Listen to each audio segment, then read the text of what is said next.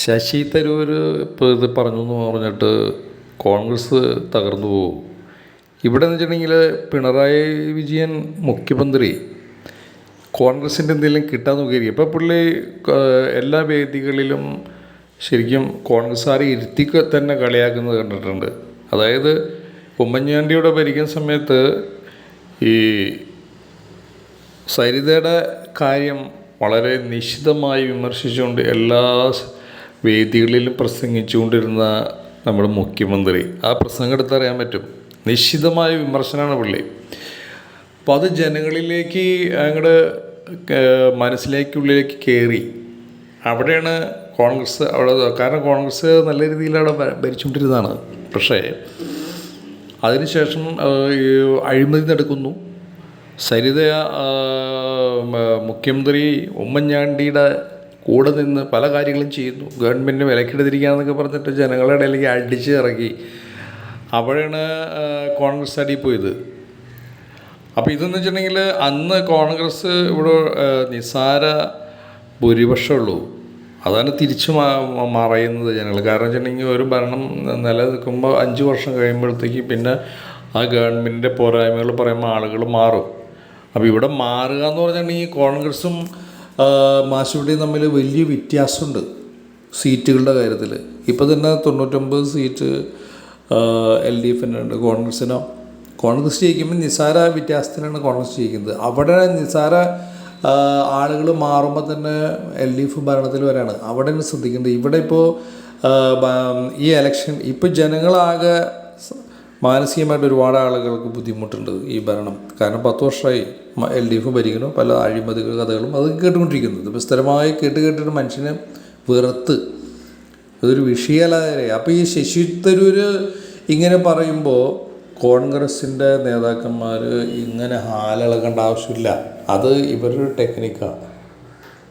ഇനിയിപ്പോൾ അതും പറഞ്ഞിട്ട് ഗോവിന്ദൻ മാഷും മുഖ്യമന്ത്രി പല വേദികളിൽ ഇതിനെ പറ്റി അവർ കോൺഗ്രസ്സിൽ കണ്ടില്ലേ അങ്ങനെയാണ്. അപ്പോൾ കോൺഗ്രസ് ശ്രദ്ധിക്കാനുള്ളത് ശശി തരൂരിൻ്റെ ഒരു വ്യക്തിത്വം എന്താ പാർട്ടിയിൽ. അദ്ദേഹം അടിതൊട്ടിയിൽ നിന്ന് വളർന്ന ആളല്ല. അയാളൊരു ഉന്നത രീതിയിൽ വിദ്യാഭ്യാസമുള്ള ആളും പുള്ളി വിദേശ രാജ്യങ്ങളിൽ ജോലി ചെയ്തിട്ടുള്ള ആളാണ്. അങ്ങനെ ഒരു സുപ്രഭാതത്തിൽ ഒരു കോൺഗ്രസിൻ്റെ ഒരു ബുദ്ധിരാക്ഷസൻ, അതായത് ബുദ്ധിയുള്ള ഒരാൾ, പണ്ഡിതനായ ഒരാൾ. ജനങ്ങൾ അങ്ങനെയാണ് ആ മനുഷ്യനെ കാണുന്നത്. മറ്റുള്ളത് ഇപ്പോൾ VD സതീശനെയും അതുപോലെ K സുധാകരനെയും ചെന്നിത്തലേനെ കാണുന്ന മാതിരിയല്ല ഈ ശശി തരൂരിനെ കാണാം. ശശി തരൂർ പറയുന്ന അങ്ങനെ അലമ്പ് കാര്യങ്ങളൊന്നും, അങ്ങനെ അലമ്പ് കാര്യമെന്ന് വെച്ചിട്ടുണ്ടെങ്കിൽ ഇപ്പോൾ ഭരണപക്ഷത്തിനെതിരെയോ അവരൊക്കെ ഇങ്ങനെ വിമർശനം നയിക്കുന്ന ഒരാളല്ല പുള്ളി. കുറേ വേറെ കാര്യങ്ങൾ പറയുന്ന ഒരാളാണ്. അപ്പോൾ അയാളെ നമ്മൾ മനസ്സിലാക്കണം.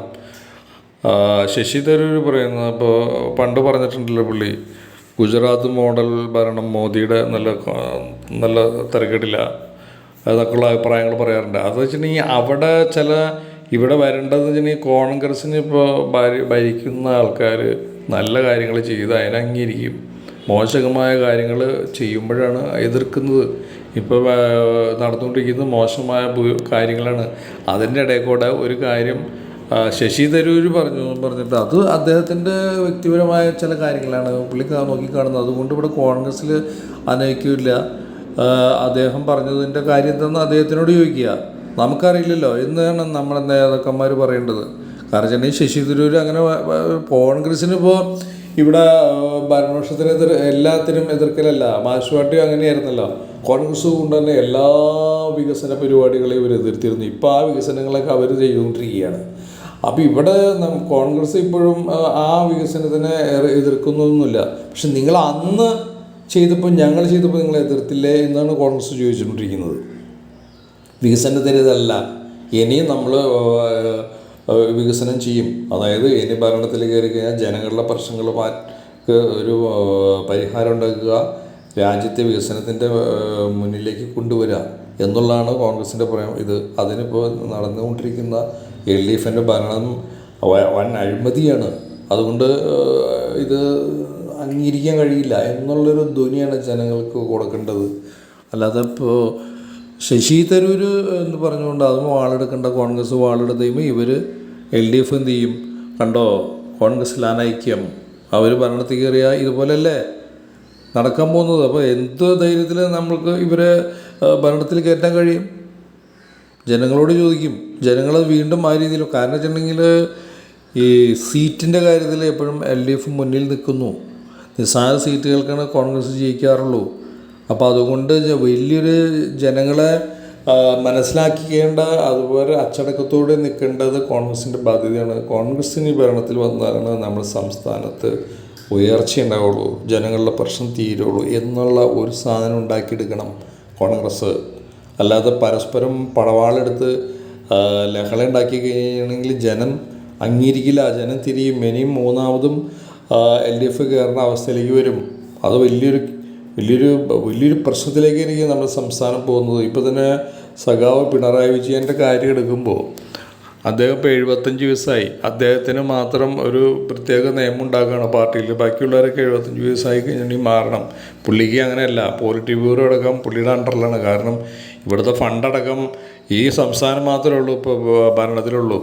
അപ്പോൾ പോളിറ്റ് ബ്യൂറോനെ പോലും സംരക്ഷിച്ചുകൊണ്ട് കിടക്കുന്നത് ഈ പിണറായി സഖാവിൻ്റെ നേതൃത്വത്തിലുള്ള ഈ സംസ്ഥാനമാണ്. അപ്പോൾ പിണറായി പറയാനാണ് അവർ കേൾക്കുള്ളൂ. അപ്പോൾ എന്താ സംഭവിക്കുന്നത്?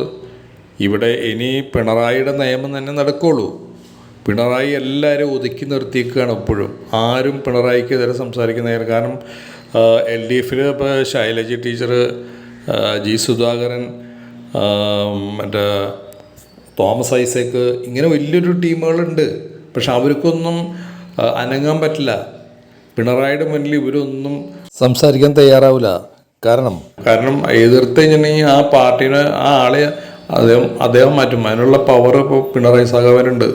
അപ്പോൾ ഇനി അടുത്ത ഭരണത്തിലും മുഖ്യമന്ത്രി ഞാൻ തന്നെയായിരിക്കും എന്ന് പുള്ളി പറയും. ആ രീതിയിലേക്ക് വന്നുകൊണ്ടിരിക്കുകയാണ്. അപ്പോൾ കോൺഗ്രസ് എന്ത് ചെയ്യണം?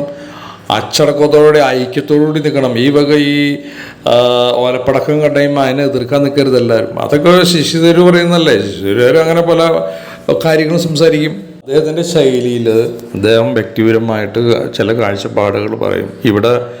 ഇവിടെ LDFിൻ്റെ വ്യവസായ നയം നല്ലതാണ് ഇപ്പോഴത്തെ എന്ന് പറയുമ്പോൾ LDF ചെയ്യുന്നതൊക്കെ മൊത്തം ശരിയാണെന്നല്ല അർത്ഥം. ചില നയങ്ങളെ പറ്റി പറയുന്നു. അതിപ്പം മോദിനെ പറ്റി പറയാറുണ്ട്. അതായത് നമ്മൾ ഭരിക്കുന്ന ആളുകളെ മൊത്തം തെറ്റെന്ന് പറയലല്ലോ. ശരി, തെറ്റ് അങ്ങനെയാണ് പറയുന്നത്. അതന്നെ ശശി തരൂരോട് പറഞ്ഞിട്ടുള്ളൂ. അതുകൊണ്ട് ഇവിടെ LDF ആണ് ഏറ്റവും നല്ല പാർട്ടി എന്നുള്ള അർത്ഥം അവിടെ ആവുന്നില്ല. അവർ തന്നെ അഴിമതി തന്നെ നടത്തിക്കൊണ്ടിരിക്കുന്നത്. ജനങ്ങൾക്ക് ബുദ്ധിമുട്ടുണ്ട്. പക്ഷേ ഇവിടെ ചില കാര്യങ്ങളെപ്പറ്റി പറഞ്ഞതുകൊണ്ട് ഇവിടെ ജനങ്ങൾ അംഗീകരിക്കുകയോ ഇല്ല. അപ്പോൾ ആ ശൈലിയാണ് ശശി തരൂരിനുള്ളത്. അപ്പോൾ ആ ശൈലി കോൺഗ്രസ്സിൽ നിന്നുകൊണ്ട് അദ്ദേഹം പറയുന്നത് മാത്രമേ ഉള്ളൂ. അങ്ങനെയാണ് അത് പോകേണ്ടത്. അല്ലാതെ ഇവിടെ ശശി തരൂർ ഇനി കോൺഗ്രസ്സിൽ നിന്ന് മാറും. ശശി തരൂർ മറ്റുള്ള നേതാക്കന്മാരുമായിട്ട് ഭയങ്കര അടിയാണ്. ശശി തരൂർ മുഖ്യമന്ത്രി ആകുമ്പോൾ നോക്കുന്നതിന് ഇവർ സമ്മതിക്കുന്നില്ല. ഇങ്ങനെ പല പരാമർശങ്ങൾ ഇട്ടുകൊണ്ടിരിക്കുകയാണ് കോൺഗ്രസിനെതിരെ. ഇത് ജനങ്ങളുടെ ഇടയിലേക്ക് ഇറങ്ങരുത്. അതായത് ഇറങ്ങാതിരിക്കാൻ സൂക്ഷിക്കേണ്ടത് കോൺഗ്രസിൻ്റെ കടമയാണ്. കാരണം കോൺഗ്രസ് ഭരണം എന്നുള്ള ചിന്ത ജനങ്ങളുടെ ഉള്ളിലുണ്ട്. കോൺഗ്രസ് ഭരണത്തിൽ വന്ന് ഇപ്പോൾ ഉള്ള പ്രശ്നങ്ങൾക്കൊക്കെ പരിഹാരം ഉണ്ടാവും എന്നുള്ളൊരു ധാരണ ജനങ്ങളിൽ ഉണ്ടാക്കിയെടുക്കണം. ആളുകളുടെ കയ്യിൽ ഉള്ളത് ഇല്ലാതെയാക്കി കളയരുത്. അതാണ് കോൺഗ്രസിൻ്റെ ഉത്തരവാദിത്വം.